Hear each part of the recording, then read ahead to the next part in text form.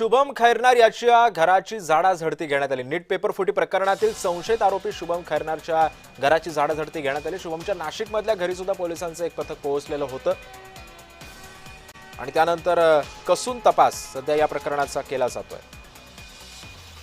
केंद्रीय पातळीवरती सुद्धा या सगळ्या प्रकरणाचा सखोल तपास केला जातोय।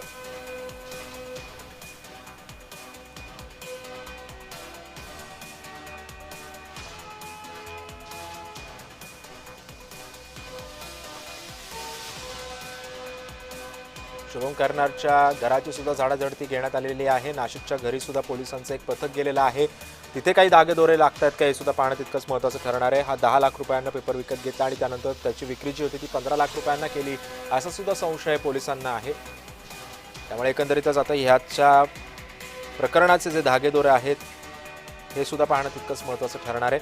आणि या संदर्भामध्ये अधिक माहिती जाणून घेऊयात। माझी सहकारी ज्योत्स्ना गंगणे सध्या आपल्या सोबत आहे। ज्योत्स्ना, शुभम खैरनारला मुंबईमध्ये आणण्यात आलेला आहे। त्याचा ताबा मुंबई पोलिसांनी सुद्धा घेतलेला आहे। सीबीआय कडून सुद्धा त्याची चौकशी सुरू आहे आणि त्याच्या नाशिकमधल्या घरी सुद्धा पोलिसांनी धाड टाकायला सुरुवात केली आहे। एकंदरीत आणखी कितीच आरोपी यामध्ये असल्याचं माहिती मिळते आणि नेमकं काय आता या संदर्भामध्ये तपास करतायत पोलीस?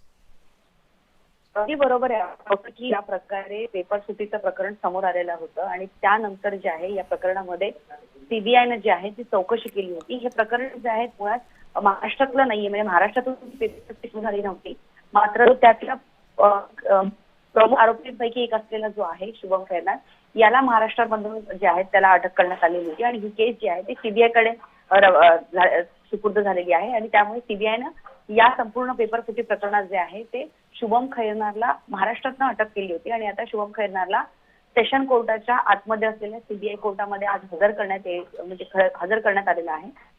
आणि या शुभम खैरनार आता कोर्टामध्ये काय जबाब देतो याकडे सर्वांचं लक्ष असेल, कारण सीबीआयने जी आतापर्यंत शुभम खैरनार याची जी माहिती याची चौकशी केली त्याच्यामध्ये यामध्ये आणखीन काही आरोपी जे आहेत सहभागी असल्याचं कळतंय। काही पालक सुद्धा सहभागी आहेत, काही विद्यार्थी सुद्धा सहभागी आहेत आणि त्यामुळे आता हे याची चौकशी कुठपर्यंत जाते हे मत आहे। मात्र सीबीआयच्या कोर्टाच्या सुनावणीमध्ये हाच प्रयत्न केली की शुभम खैरनारला जी आहे ती सीबीआय कस्टडी मिळावी, जेणेकरून जे आहे सीबीआयला यातले आणखीन धागेदोरे जे आहेत ते हाती लागतील आणि या संपूर्ण पेपर फुटी प्रकरणामध्ये महाराष्ट्रामध्ये लोकांच्याशी जोडली गेलेली आहेत, महाराष्ट्रातले अजून कोण कोण लोक यामध्ये सहभागी आहेत याचा चौकशी करण्यासाठी सीबीआयला आहे ते शुभम खैरनारची महत्वाची म्हणजे ताब्यात घेतलं तर ती चौकशी करेल अशा प्रकारचा दावा सुद्धा सीबीआय याच्यामध्ये करू शकते। मात्र शुभम खैरनार कोर्टामध्ये काय जबाब देतो याकडे सुद्धा सर्वांचं लक्ष, कारण जसं मी म्हटल्याप्रमाणे पालक आणि विद्यार्थी सुद्धा याच्यामध्ये काही प्रमाणात सहभागी असल्याची माहिती जी आहे ती पोलीस सूत्रांकडून मिळते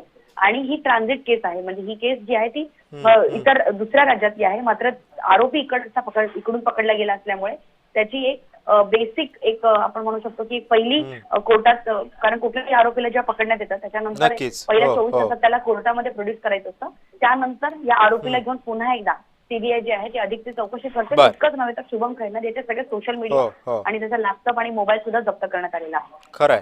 त्यामुळे एकंदरीतच ज्योत्स्ना आता या सगळ्या प्रकरणी नेमकी आणखी कोणकोणती नावं समोर येतात, या प्रकरणाअंती कुठल्या मोठ्या व्यक्तीचं सुद्धा वरद असतं यावरती आहे का हे सुद्धा पाहणं तितकंच महत्त्वाचं ठरणार आहे। धन्यवाद तू दिलेल्या सविस्तर माहितीबद्दल।